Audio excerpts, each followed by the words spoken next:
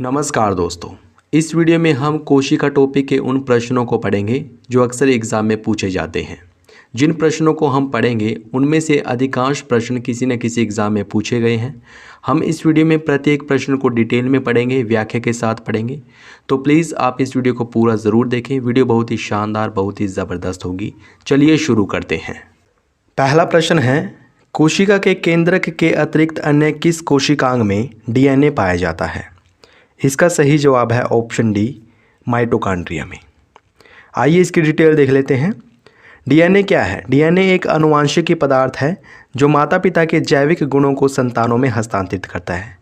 यानी कि DNA के माध्यम से ही माता पिता के जैविक गुण उनकी संतानों में प्रवेश करते हैं। DNA जंतु और पादप कोशिकाओं के केंद्रक तथा माइटोकॉन्ड्रिया में पाया जाता है। यानी कि केंद्रक और माइटोकॉन्ड्रिया इन दोनों में पाया जाता है DNA। इसके अलावा पादपों और शैवालों की कोशिकाओं में पर्णहरित में भी DNA पाया जाता है। तो आपको याद रखना है, DNA पादप कोशिका और जंतु कोशिका के केंद्रक और माइटोकॉन्ड्रिया दोनों में पाया जाता है। इसके अलावा पादप और शैवालों की कोशिकाओं के पर्णहरित में भी DNA पाया जाता है। आइए बढ़ते हैं नेक्स्ट इंपॉर्टेंट क्वेश्चन की ओर। अगला प्रश्न है, किस कोशिकांग को कोशिका का ऊर्जा घर कहा जाता है? इसका सही जवाब है ऑप्शन बी, माइटोकॉन्ड्रिया। माइटोकॉन्ड्रिया को कहा जाता है कोशिका का ऊर्जा घर। आइए इसकी डिटेल देख लेते हैं। माइटोकॉन्ड्रिया क्या है? माइटोकॉन्ड्रिया एक अत्यंत महत्वपूर्ण कोशिकांग है जो कि विभिन्न आकृतियों में पाया जाता है। नेक्स्ट पॉइंट है, ग्लूकोज के एक अणु से 38 ATP अणुओं का निर्माण होता है, जिनमें से 34 ATP अणु माइटोकॉन्ड्रिया में ही बनते हैं। ATP का मतलब क्या है? ATP मतलब एडिनोसिन ट्राइफॉस्फेट, ये इसकी फुल फॉर्म है और इसको कोशिका की ऊर्जा मुद्रा भी कहा जाता है। और जब ATP अणु फटते हैं तो ऊर्जा रिलीज होती है। यानी कि ऊर्जा किन में होती है? ATP में होती है, अर्थात ATP ही ऊर्जा का संग्रहण करते हैं। तो ग्लूकोज के एक अणु से कितने ATP अणु बनते हैं? 36 ATP अणु बनते हैं, जिनमें से 34 ATP अणु तो अकेले माइटोकॉन्ड्रिया में बनते हैं। यानी कि माइटोकॉन्ड्रिया ऊर्जा रिलीज करता है, इसलिए माइटोकॉन्ड्रिया को कोशिका का ऊर्जा घर कहा जाता है। नेक्स्ट इंपॉर्टेंट क्वेश्चन है, किस कोशिकांग को कोशिका की आत्महत्या की थैली कहा जाता है? ये भी काफ़ी इंपॉर्टेंट प्रश्न है, कई बार एग्जाम में पूछा गया है। इसका सही जवाब होगा ऑप्शन बी, लाइसोसोम। लाइसोसोम को कहा जाता है कोशिका की आत्महत्या की थैली। क्यों कहा जाता है, आइए देख लेते हैं। देखिए, जब कोशिका के उपापचय में कोई व्यवधान उत्पन्न होता है या फिर कोशिका क्षतिग्रस्त होती है, कोशिका में कोई टूट फूट उत्पन्न होती है, तो इसके अंदर जो लाइसोसोम है वो फट जाते हैं।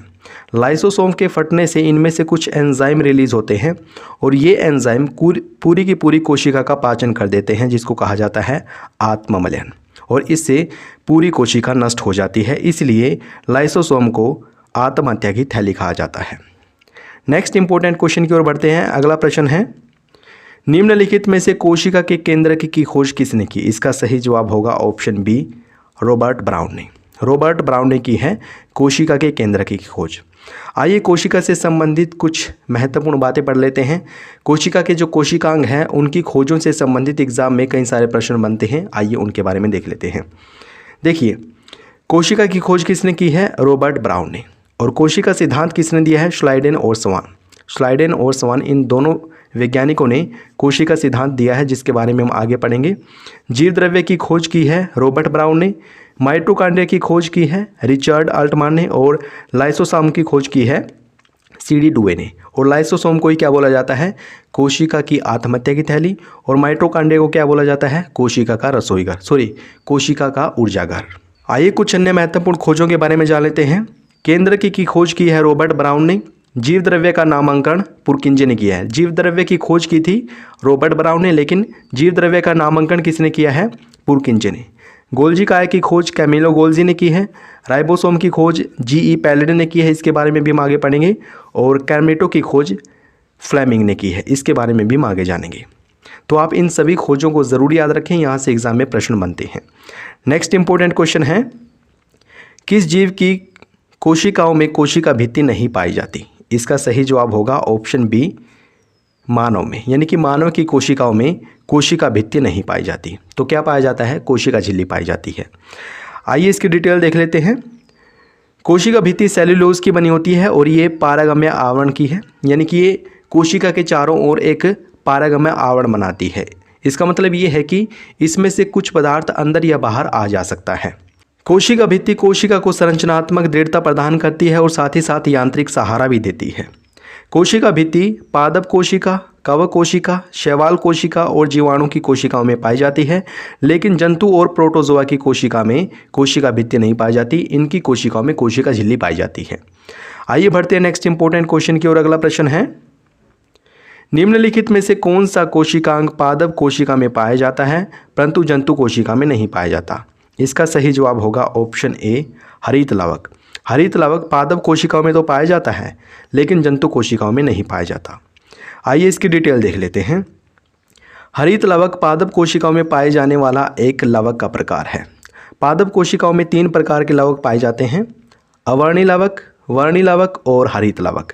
जो हरित लवक है इसके अंदर पर्णहरित होता है, जिसकी सहायता से पादप कोशिकाएं प्रकाश संश्लेषण की क्रिया करती है और अपना भोजन बनाती है। इसलिए हरित लवक को पादप कोशिका का रसोई घर कहा जाता है। मोस्ट इंपॉर्टेंट पॉइंट है, ये भी याद रखें। पादप कोशिकाओं का रसोई घर किसे कहा जाता है? हरित लवक कोशिका को, हरित लवक को कहा जाता है। नेक्स्ट इंपॉर्टेंट क्वेश्चन, मानव शरीर की किन कोशिकाओं में माइटोकॉन्ड्रिया नहीं पाया जाता? काफ़ी ज़्यादा इंपॉर्टेंट प्रश्न है ये भी, और इसका सही जवाब है ऑप्शन बी, लाल रक्त कोशिकाओं में। लाल रक्त कोशिकाओं में माइटोकॉन्ड्रिया नहीं पाया जाता। आइए इसको विस्तार से जान लेते हैं। स्तनधारियों की विकसित लाल रक्त कोशिकाओं में माइटोकॉन्ड्रिया और केंद्रक नहीं पाया जाता। हम स्तनधारी हैं, ठीक है ना, हम स्तनधारी हैं और हमारी कोशिकाओं में माइटोकॉन्ड्रिया भी नहीं पाया जाता। कौन सी कोशिकाओं में? लाल कोशिकाओं में, लाल रक्त कोशिकाओं में ना तो माइटोकॉन्ड्रिया पाया जाता है और ना ही केंद्रक पाया जाता है। लाल रक्त कोशिकाओं का काम क्या है? फेफड़ों से कोशिकाओं तक ऑक्सीजन का परिवहन करना और फिर कोशिकाओं से फेफड़ों तक कार्बन डाइऑक्साइड का परिवहन करना, ये लाल रक्त कणिकाओं का मुख्य कार्य है। नेक्स्ट इंपॉर्टेंट क्वेश्चन है, राइबोन्यूक्लियोप्रोटीन कण कहा जाता है? इसका सही जवाब होगा ऑप्शन बी, राइबोसोम को। आइए इसको विस्तार से देख लेते हैं। राइबोसोम लगभग गोलाकार सघन सूक्ष्म कण होते हैं जो अंतःप्रद्रव्य जालिका पर जुड़े होते हैं। किसके साथ जुड़े होते हैं ये? अंतःप्रद्रव्य जालिका के साथ। राइबोसोम राइबोन्यूक्लिक अम्ल और प्रोटीन से निर्मित होते हैं और इसलिए इनको राइबोन्यूक्लिक प्रोटीन कहा जाता है। जो राइबोसोम है ये जीवित कोशिकाओं में पाए जाते हैं, सभी जीवित कोशिकाओं में ये पाए जाते हैं और इनका मुख्य कार्य है अंतःप्रद्रव्य जालिका पर प्रोटीन का संश्लेषण करना। मोस्ट इंपॉर्टेंट पॉइंट है ये, याद रखें। राइबोसोम है जो ये अंतःप्रद्रव्य जालिका पर पाए जाते हैं और ये क्या काम करते हैं? प्रोटीन का संश्लेषण करते हैं। कई बार एग्जाम में पूछा जाता है कि प्रोटीन का संश्लेषण किस कोशिकांग द्वारा किया जाता है? राइबोसोम के द्वारा किया जाता है। नेक्स्ट इंपॉर्टेंट क्वेश्चन है, गुणसूत्र निम्नलिखित में से किसका परिवर्तित रूप है? इसका सही जवाब होगा ऑप्शन ए, क्रोमैटिक धागों का। क्रोमैटिक धागों से ही गुणसूत्र बनते हैं, लेकिन कैसे? आइए देख लेते हैं। क्रोमैटिक धागे केंद्रक में एक जाल सदृश संरचना में पाए जाते हैं जो न्यूक्लियोप्रोटीन से निर्मित होते हैं। यानी कि जो क्रोमैटिक धागे हैं ये केंद्रक में जाल जैसी संरचना में पाए जाते हैं। किसके बने होते हैं? ये न्यूक्लियोप्रोटीन के बने होते हैं। जब कोशिका विभाजन होता है तो ये धागे टूट टूट कर छोटे और मोटे हो जाते हैं, यानी कि छड़ों में विभाजित हो जाते हैं और फिर उन्हीं को क्या बोला जाता है? गुणसूत्र। जो गुणसूत्र हैं ये न्यूक्लिक अम्ल और क्षारीय प्रोटीन से बने होते हैं। अब ये भी याद रखें, डीएनए की क्रियात्मक इकाई क्या है? जीन है। कई बार एग्जाम में ये भी पूछा गया है। नेक्स्ट इंपॉर्टेंट क्वेश्चन है, मानव शरीर में पाई जाने वाली सबसे छोटी कोशिका है? इसका सही जवाब है ऑप्शन बी, शुक्राणु। आइए इसे विस्तार से देख लेते हैं। मानव शरीर में पाई जाने वाली सबसे छोटी कोशिका शुक्राणु है और सबसे बड़ी कोशिका अंडाणु है, लेकिन प्रकृति में पाई जाने वाली सबसे छोटी कोशिका माइकोप्लाज्मा गैलीसेप्टिकम है और सबसे बड़ी कोशिका है शुतुर्मुर्ग का अंडा। नेक्स्ट क्वेश्चन, ये प्रश्न भी काफ़ी ज़्यादा इंपॉर्टेंट है। प्रारंभिक तथा सरल संरचना वाली कोशिकाएं हैं? इसका सही जवाब होगा ऑप्शन सी, प्रोकैरियोटिक कोशिका। जो प्रोकैरियोटिक कोशिका हैं ये सरल संरचना वाली कोशिकाएं हैं और साथ ही साथ ये प्रारंभिक कोशिकाएं भी हैं। आइए इसकी व्याख्या देख लेते हैं। प्रोकैरियोटिक कोशिकाएं प्रारंभिक तथा सरल संरचना वाली कोशिकाएं हैं। क्यों? क्योंकि इनके केंद्रक में झिल्ली नहीं होती है। इवन जो इनके कोशिकांग होते हैं, याद रखें, प्रोकैरियोटिक कोशिका में जो कोशिकांग होते हैं उनके चारों ओर झिल्ली नहीं पाई जाती, इसलिए ये कोशिकाएं प्रारंभिक और सरल संरचना वाली होती हैं। केंद्रक में पाए जाने वाले पदार्थ न्यूक्लियोइड नामक अनियमित आकार के क्षेत्र में पाए जाते हैं। प्रोक्रियोटिक कोशिका विषाणु, जीवाणु, नील हरित शैवाल में पाई जाती हैं। कुछ विषाणु ऐसे भी होते हैं जिनमें कोशिका ही नहीं पाई जाती, लेकिन अगर विषाणु में कोशिकाएं पाई जाती है तो कौन सी कोशिका होगी? प्रोक्रियोटिक कोशिका होगी। नेक्स्ट इंपॉर्टेंट क्वेश्चन, पूर्ण विकसित कोशिकाओं का प्रकार है। इसका सही जवाब होगा ऑप्शन ए, यूक्रियोटिक कोशिका। यूक्रियोटिक कोशिका संरचनात्मक रूप से पूर्ण विकसित होती है और इसके केंद्रक में या फिर जो अन्य कोशिकांग होते हैं उनके चारों ओर झिल्ली होती हैं, इसलिए ये संरचनात्मक रूप से पूर्ण विकसित होती हैं। लेकिन जो प्रोक्रियोटिक कोशिका है उसके अंदर जो कोशिकांग पाए जाते हैं वो झिल्ली युक्त नहीं होते। यूक्रियोटिक कोशिका को दो भागों में बांटा जा सकता है, जंतु कोशिकाएं और पादप कोशिकाएं। आइए देख लेते हैं नेक्स्ट क्वेश्चन, कोशिका का जीवित अंश जीव द्रव्य कहलाता है, इसमें शामिल किया जाता है। इसका सही जवाब है ऑप्शन डी, कोशिका द्रव्य, केंद्रक द्रव्य या फिर अन्य कोशिकांग। ये सब के सब जीव द्रव्य में शामिल है। आइए इसकी व्याख्या देख लेते हैं। जीव द्रव्य जीवन का भौतिक आधार है और इसके अंतर्गत कोशिका द्रव्य, केंद्रक द्रव्य तथा अन्य कोशिकांग पाए जाते हैं। नेक्स्ट इंपॉर्टेंट क्वेश्चन, कोशिका झिल्ली बनी होती है। इसका सही जवाब होगा ऑप्शन डी, ए और बी दोनों, यानी कि प्रोटीन और लिपिड इन दोनों से बनी होती है कोशिका झिल्ली। आइए इसकी डिटेल देख लेते हैं। कोशिका झिल्ली को प्लाज्मा झिल्ली भी कहा जाता है और यह लिपिड तथा प्रोटीन की बनी होती है। यह कोशिका द्रव्य की बाहरी परत है जो कि लचीली होती है। इसका लचीलापन कोशिका को बाहरी पर्यावरण से भोजन तथा अन्य पदार्थ ग्रहण करने में सहायता प्रदान करता है, यानी कि ये भी पारगम्य आवरण की होती है, पारगम्य आवरण बनाती है, क्योंकि इसके अंदर से जो भोज्य पदार्थ हैं या फिर अन्य पदार्थ हैं वो कोशिका में प्रवेश कर सकते हैं इसके माध्यम से। और इस प्रक्रिया को कहा जाता है एंडोसाइटोसिस। और एंडोसाइटोसिस प्रक्रिया के माध्यम से ही अमीबा अपना भोजन करता है। कोशिका झिल्ली का निर्माण 3 परतों में होता है, बाहरी परत, आंतरिक परत और मध्यम परत। जो बाहरी तथा आंतरिक परत है ये प्रोटीन की बनी होती है और जो बीच वाली परत है, मध्य परत है, ये लिपिड तथा वसा की बनी होती है।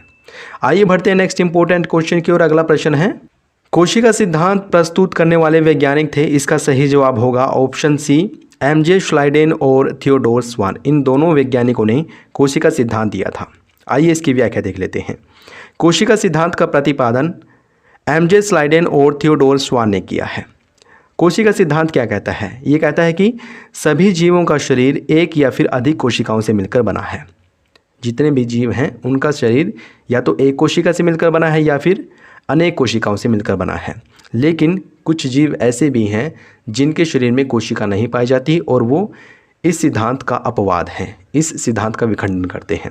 आइए उस जीव के बारे में जान लेते हैं इस प्रश्न के माध्यम से। प्रश्न है, कोशिका सिद्धांत का अपवाद है। इसका सही जवाब होगा ऑप्शन बी, विषाणु। विषाणु कोशिका सिद्धांत का अपवाद है और ये कोशिका सिद्धांत किसने दिया था? श्लाइडेन और स्वान ने दिया था, जिसमें ये कहा गया है कि प्रत्येक जीव की उत्पत्ति एक कोशिका या फिर अनेक कोशिका से हुई है, लेकिन विषाणु के शरीर में एक भी कोशिका नहीं पाई जाती। मैंने पीछे भी बोला है कि कुछ विषाणु ऐसे होते हैं जिनके शरीर में कोशिका पाई जाती है। अगर कोशिका पाई जाती है तो वो कैसी कोशिका होगी? प्रोक्रियोटिक कोशिका होगी। लेकिन कुछ विषाणु ऐसे हैं जिनके शरीर में एक भी कोशिका नहीं पाई जाती और वो विषाणु कोशिका सिद्धांत का अपवाद है। नेक्स्ट क्वेश्चन है, जीवन की मूलभूत इकाई क्या है? इसका सही जवाब होगा ऑप्शन सी, कोशिका। कोशिका जीवन की मूलभूत इकाई है। आइए इसकी व्याख्या देख लेते हैं। प्रत्येक जीव की उत्पत्ति एक कोशिका से होती है और प्रत्येक कोशिका एक स्वतंत्र इकाई होती है तथा शरीर की सभी कोशिकाएं सामूहिक रूप से काम करती है।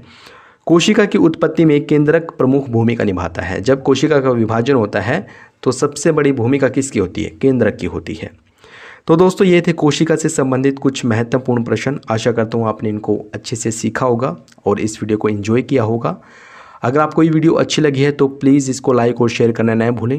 अगर आपने चैनल को सब्सक्राइब नहीं किया है प्लीज़ अभी सब्सक्राइब करें। ये वीडियो देखने के लिए आपका बहुत बहुत धन्यवाद।